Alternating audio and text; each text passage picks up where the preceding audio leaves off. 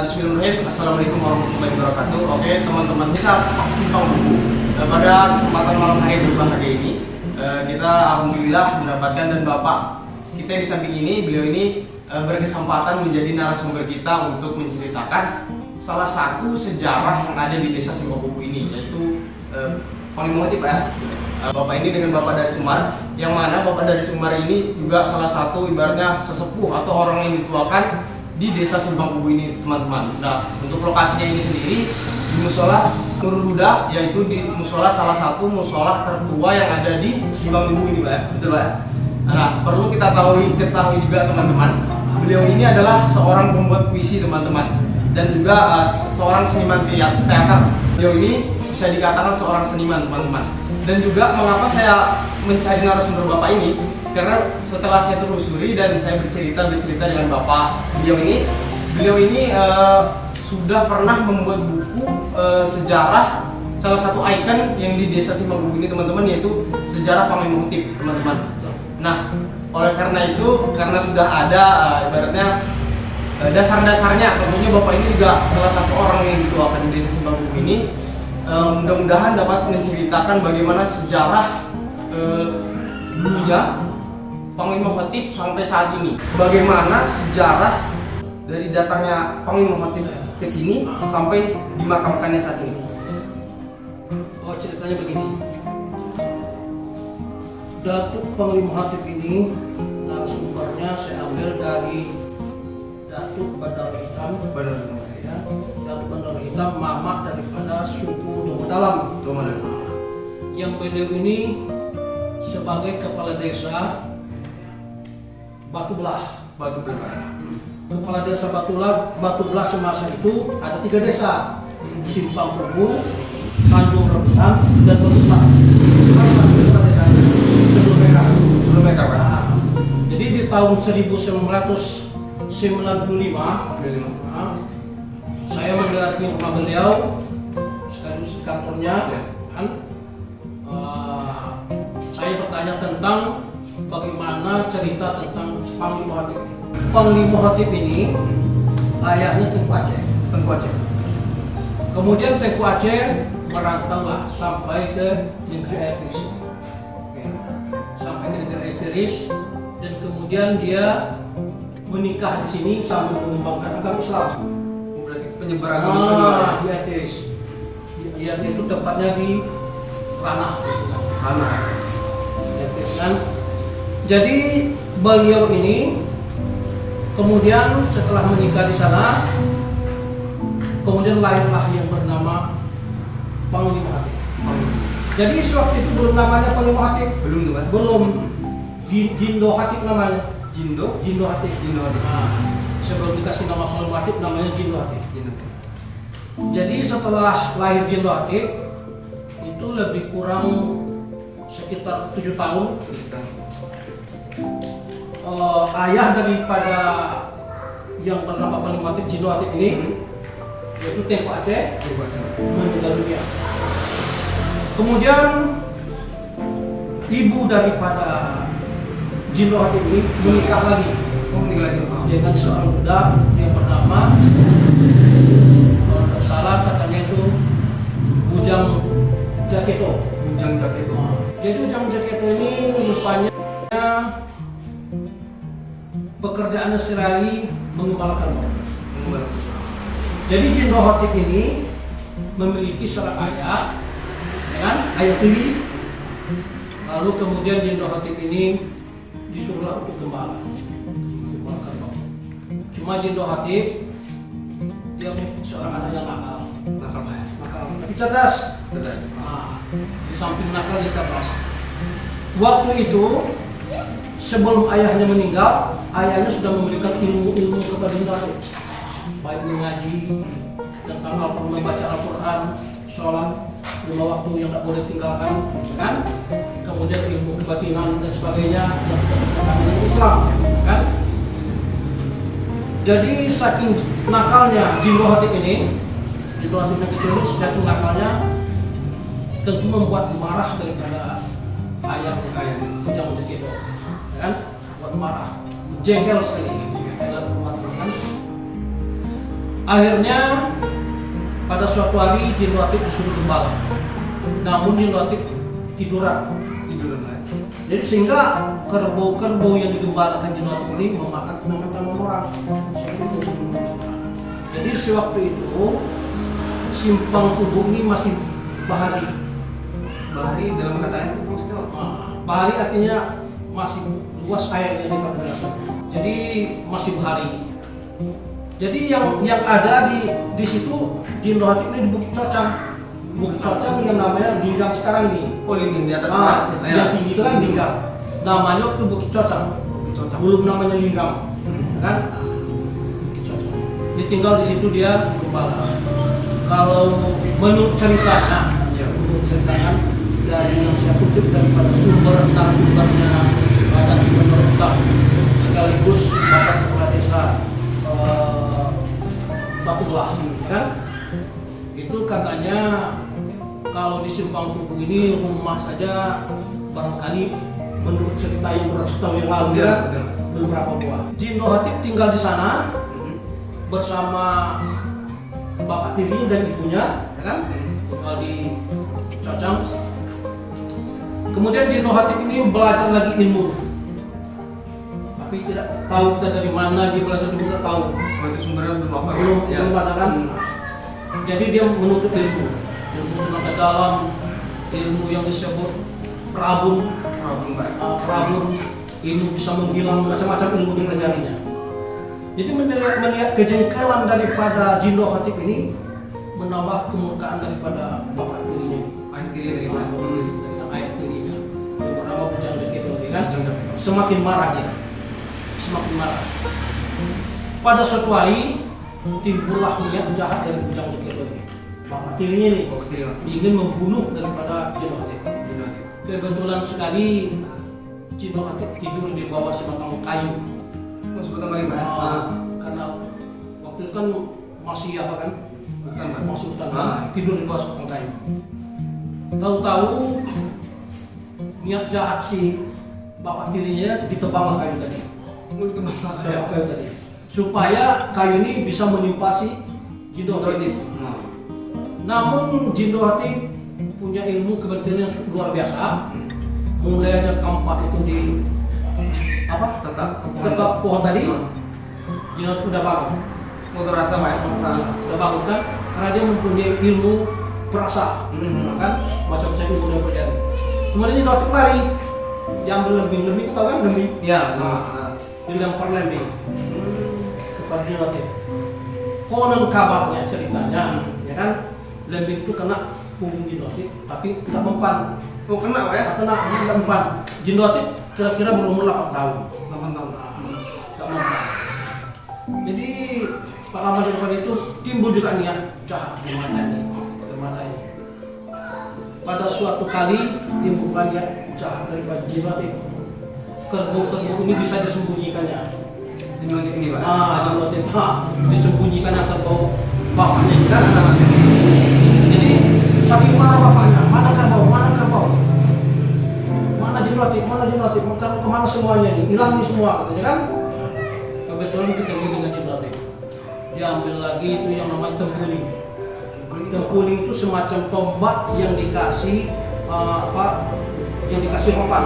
Oh, rotan. Rotan panjang gunanya untuk menangkap ikan, menompak ikan. Itu namanya tempuling. Ditempuling. Tahu-tahunya dilemparkan tempuling juga tidak mempan. Berarti dia luar biasa juga. Luar biasa. Dan kemudian juga dia mempelajari ilmu lari cepat. Jadi sewaktu itu kenakalannya bertambah-tambah. Pada suatu hari bapak tirinya tidak ada di rumah, ibunya pun Jin Latif.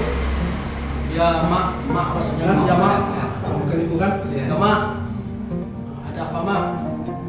Tolong kamu cari lauk ikan, sebab di rumah tak ada yang akan dimakan lagi, tak ada yang akan dimasak. Baiklah mak, kan? Maka pilihlah Jin Latif kesunya diri sebenarnya. Kalau menurut ceritanya 200 tahun yang lalu itu, menurut cerita bapak selesai kan? Kalau dalamnya Sungai Tiris itu sebatang pohon bambu. Jadi bermainlah di sana di waktu. Sudah pergi ke suatu semacam tadi bermain dan tinggal naik ke dalam tangkap mereka. Kebetulan tampak seekor ikan, bayangan ikan. Wah, ini kan besar sekali. Tapi nggak punya ekor. Kemudian dia mulai mentempuling. Tempuling kan tahu kan? Ombak yang pakai rotan. Ya. Ditempuling lah. Kebetulan kena ikan ini sudah sering tampak oleh orang lain ini. Oh, sering lihat sebelumnya menampakkan video. Sudah pernah orang lihat itu apa namanya? Kota apa? Kalau menurut besarnya sebesar drum minyak. Drum minyak. Misalkan, tapi nggak punya potong.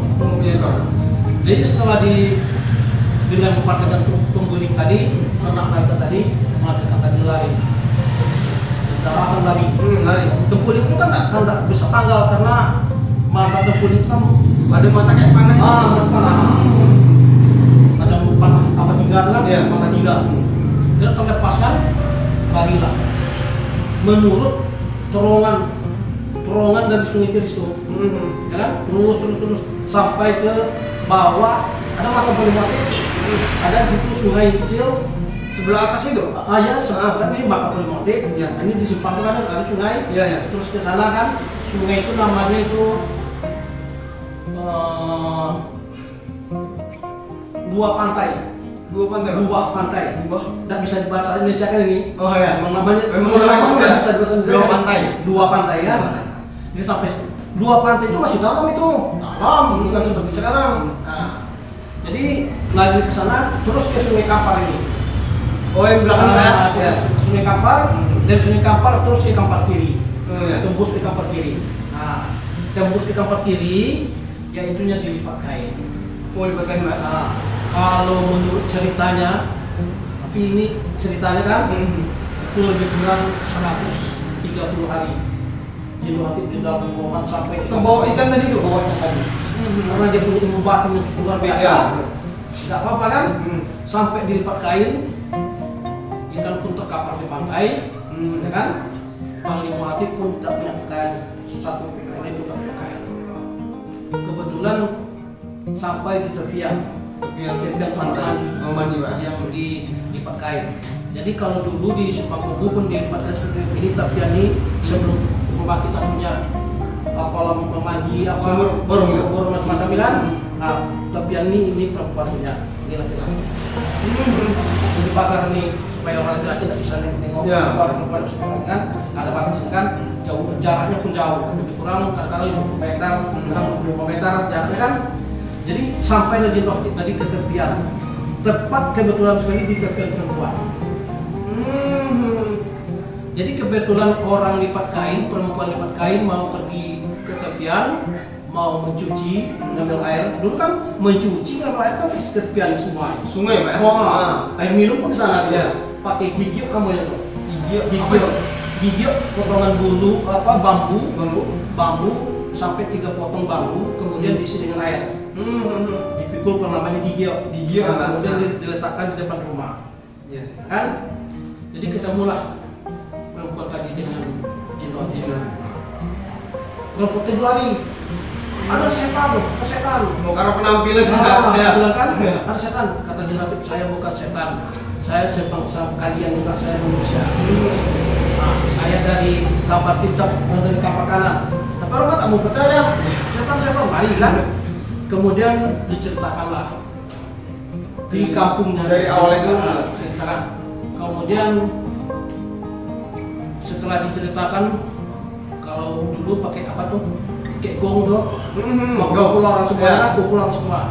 Pakai canang istilah itu. Canang ya. Canang atau gong ya? Atau gong. Kumpul orang semua. Ada apa? Di tepian kita ada setan. Ada hantu. Nah, maka berduyun orang ke sana. Berduyun orang ke sana. Kata Jin Rohtik, saya bukan setan, saya juga manusia. Saya dari kapal kanan. Kebetulan saya dibawa oleh lagu ikan ini. Dan saya terpuling, ya kan? Orang nggak percaya. Kalau nggak percaya, kata saja bukan setan. Tolong dikasih dia pisau. kok bisa Mbak? Nah, kalau dia makan pisang punya kulitnya nggak bisa kan? Oh, cara ngetesnya gitu Cara kan? ngetes, kan? Tes. Semasa itu gitu tesnya. Nah, kan? Jadi kebetulan sekali dikasih pisang, maka dia belum melepas pisang tadi, empat kupas, kan? Kulitnya itu Pak? Pas empat ya kan? Samping kiri, samping kanan, ya kan? Iya. Kupasnya empat, lalu dimakan. Oh iya manusia itu. Nah kata orang tadi kan bukan setan. Itu berarti yang bertanya itu salah satu tokoh masyarakat situ Tokoh ya? masyarakat, nah, itu uji coba kan? Uji coba, ya. Jadi katanya Notif, kasihlah saya pakaian. Baik, kami kasih pakaian, kasihlah pakaian. Jadi berselang dengan itu, yang bernama apa namanya itu, masyarakat sudah heboh semuanya kan, masa ada orang yang ini. Iya. Kebetulan sekali raja daripada Gunung Selan, Raja Gunung Selan itu mengadakan sayembara. Raja Gunung Selan yang artinya di Sungai Kampar kiri itu ada benda yang hanyut. Ada benda hanyut. Lalu dapatlah benda hanyut tadi oleh masyarakat. Orang Gunung Selan tidak tahu apa benda ini. Apa benda ini? Kata raja Gunung Selan, pergi jemput orang yang apa itu, yang ada yang tolong dia air itu Pak. Untung dia tadi Pak. Ya. Untung dia tahu apa yang ini, maka dibawalah. Kata raja, barang siapa yang tahu apa yang didapat oleh masyarakat saya ini, ya kan, oleh rakyat saya ini, angkat jadi ulu balang. Apa itu? Ulu balang pengawal raja yang tertinggi. Panglima ya berarti? Panglima. Aku angkat jadi ulu balang yang tertinggi. Kemudian kalau dia mau apa namanya putri di sini, pilihlah siapa yang dia suka. Ganti di sini, itu kan. Maka cukup normatif. Orang sudah tak tahu ini apa itu. Kata normatif, tadi lihatnya. Oh ini aku kan betul ini. Kalau di kampung saya ini baca namanya ini alat untuk mencampur tanah yang dikatakan kerbau. Kalau di tempat saya dipakai 2 ekor kerbau yang kuat, kemudian dikasih ini untuk mencampur tanah. Ya. Maka orang tidak percaya. Tidak percaya kan? Diuji cobalah dengan kerbau. Ternyata benar. Ya. Maka diangkatlah Jindo Atik tadi. Itulah dikasih nama oleh Raja apa tadi? Gunung Selan, maka dikasihlah nama Panglima Atik. Oh itu Pak ya? Dia yang kasih nama Panglima Atik. Kasih nama Panglima Atik. Kemudian dia pulang ke Elderis, ya, tempatnya mungkin di Bukit Cacang. Ya. Kemudian dari Bukit Cacang konon kabarnya pindah ke sana ke tempat neneknya. Tempat neneknya di Bukit Cacang pindah ke sana. Tempat neneknya sukunya suku Bendang tuh. Suku Bendang. Ya. Jadi orang kebetulan sudah menganggap Panglima Atik sudah meninggal. Saking lama merantau gitu ya. Kan Ikan itu. hubungan antara komunikasi itu kan nggak ada itu. Jelasnya ya nggak ada. Nggak ada kan, maksudnya nggak ada kan. Panglima Atik udah mati. Kami sudah 100 hari bantai ini semacam sudah makan kenduri macam 100 hari. Kan? Panglima Atik dia. Ternyata ini masih hidup. Saya sudah begini. Jadi ceritanya seperti itu. Kemudian timbulnya Jindo Atik berangkat. Kalau dia dikumpulkanlah orang-orang kampung Bendang semacam. Bendang ya. Dia mulai merantau ke negeri ke Malaysia. Ke Malaysia. Ke Maang, bilangnya kan. Dengan membuat barang-barang dagangan. Kemudian dia buat perahu dari batang kayu leban. Leban nama kayunya. Leban Pak. Kayu leban ini kalau menurut ceritanya ratusan tahun ini. Sampan itu kalau kita buat sampan. Dari kayu leban itu. Kayu leban ratusan tahun tidak melapuk dia tuh. Jadi dulu kami mengangkat batu di sini kan, dari batu itu ada juga satu kayu leban yang masih ada tuh ya, leban, tapi masih kecil. Kalau dulu tuh leban tuh kan, besar kan, itu kan. Jadi waktu itu dibikinlah sampan sama Jindo Atik, Panglima Atik, sebanyak kalau tidak salah 4 buah. Satu sampan 14 buah. Besar juga Pak ya? besar bos satu pajak kan. Jadi bawa dagangan ke Malaysia. Oh, guna sampan ini tadi Pak ya? Iya. Ke Malaysia. Sampai di Malaysia di Malaysia di negeri Pahang, namanya Pahang. Paham. Nah, kebetulan Raja Pahang mengadakan sayembara. Sayembara. Mencari jawara. Jawara. Siapa yang jawara? Siapa yang bisa menanggi ilmu saya? Ya kan? Nggak ada yang berani. Dari sini, dari mana-mana sudah menurut ceritanya. Iya. Kan? Nah, sudah ada yang bisa kata Notif. Kalau seandainya kami ikut, apa taruhannya? Notif, Notif kan? Ada Notif kan? Iya, ada Notif. Nah, apa taruhannya? Kata Raja Pahang, kalau seandainya aku yang menang, seluruh sampan kamu dan awaknya serta isinya saya punya. Oh, itu Pak ya? Raja Pahang. Kalau seandainya kamu yang menang, Pahang ini ambil oleh kamu separuh. Jadi kata Notif, baiklah kalau begitu. Jadi kata anak buah, kata Panglima di anak buahnya, kalian tunggu aja di sampan ini dulu, biar aku yang naik. Nah di sanalah Notif meletakkan tongkatnya. Paling motif ini Pak ya? Meletakkan tongkatnya di gelanggang persilatan tadi. Iya. Ini udah ditonton sama apa nih seluruh masyarakat, seluruh balang, apalah, pokoknya orang-orang kerajaan lah. Paling motif meletakkan tongkatnya. Kemudian dikasihnya sorban tadi. Kemudian Notif langsung masuk ke sampan lagi. Pergi ke sampan, kemudian di sampan dia itu memperbaiki jala pukat yang dia bawa itu untuk menangkap ikan. Ada yang robek, dia memperbaiki jala dengan anak buahnya kan. Jadi konon ceritanya juga ini ya, apa benar atau tidak? Iya. Kan? Kita yang dapat sumbernya kan dari tadi kan. Iya, betul. Menurut ceritanya si Raja Pahang tadi turun membawa parang panjang, ya kan? Langsung berkelahi dengan apa tadi? Tongkat tadi. Yang ada serban itu kan? Apa tadi? Jadi udah mulai dari matahari terbit, kawannya hampir matahari terbenam, belum selesai. Wah, kemudian datanglah Notif lagi. Baiklah kita ke sana. Datanglah Notif. Bagaimana Tengku? Apakah Tengku sudah puas dan berkelahi dengan aku? Jadi kata siapa? Kata Raja Pahang, ya aku sudah sekian berkelahi dengan engkau, tapi aku belum juga bisa menaklukkan engkau. Maka menurut ceritanya Notif pun mensulap lagi. Wah, notis lagi tongkat tadi, sehingga Raja Pahang melihat, barulah kelihatan tongkat Sebenarnya itu Pak ya? Yang dilawan tadi kan? Wah, malu gak dia kan? Iya. Wah, rupanya satu hari saya melawan tongkat dengan sorban aja. Yang Notif enggak. Maka disitulah Raja Pahang mengaku bahwa kekuatan Notif Lebih tinggi. wah, lebih tinggi ilmunya, ilmu kebatinannya kan.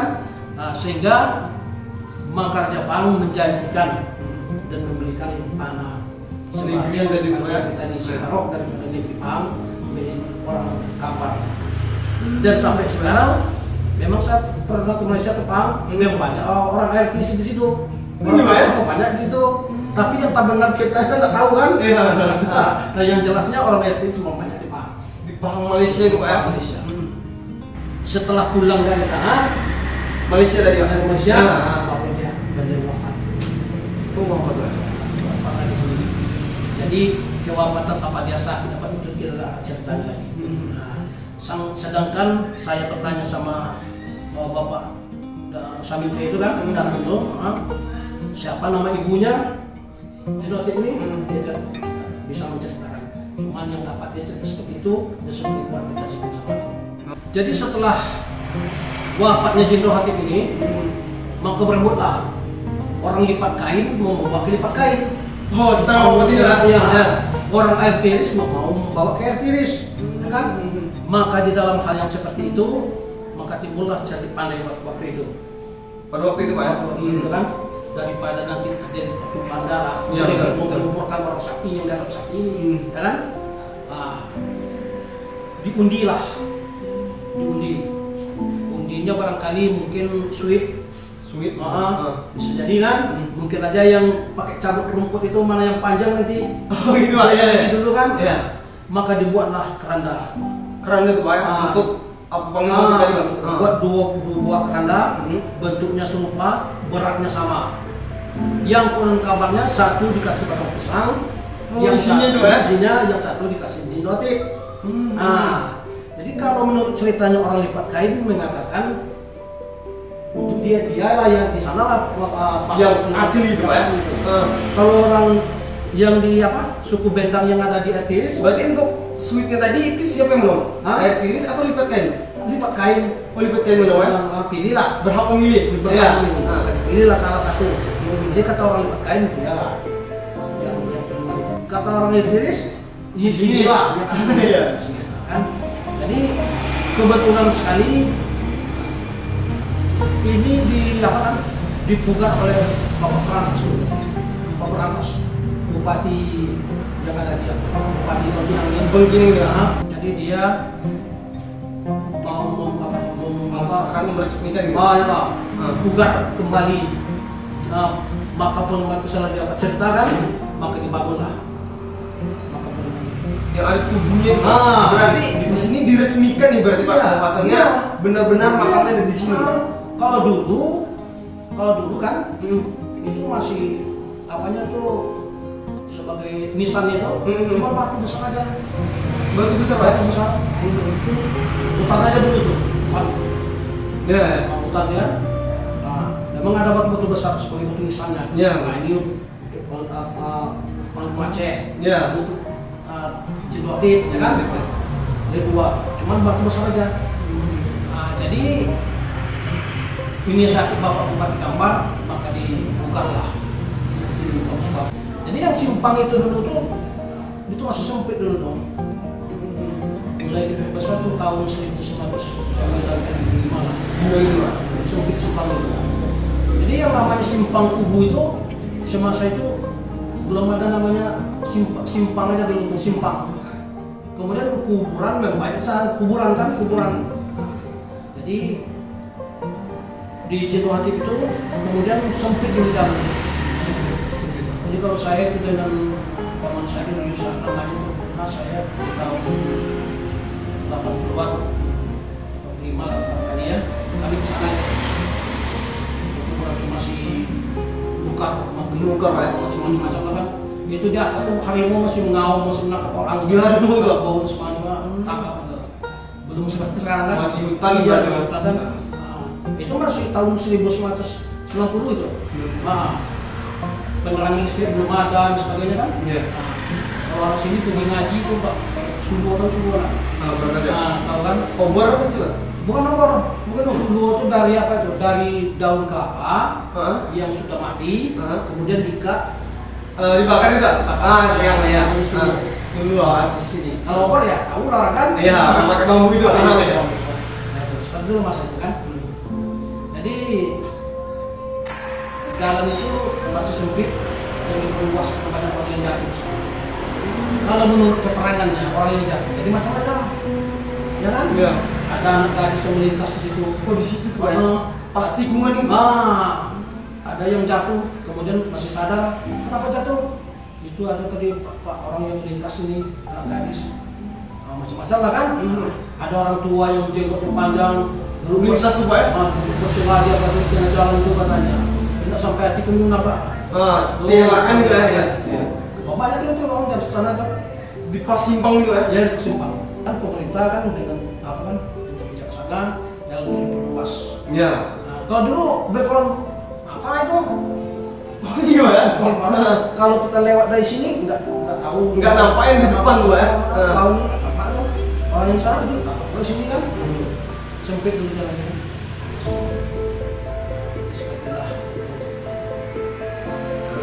Jadi gini teman-teman. Jadi setelah saya juga sudah melihat kan berarti berziarah ke makam Panglima Khatib. Di sana itu ada yang pertama yang paling atas itu Tengku Aceh itu di atas makamnya Panglima Khotib ini sendiri, yaitu Datuk Aceh, ayah kandung ya Pak.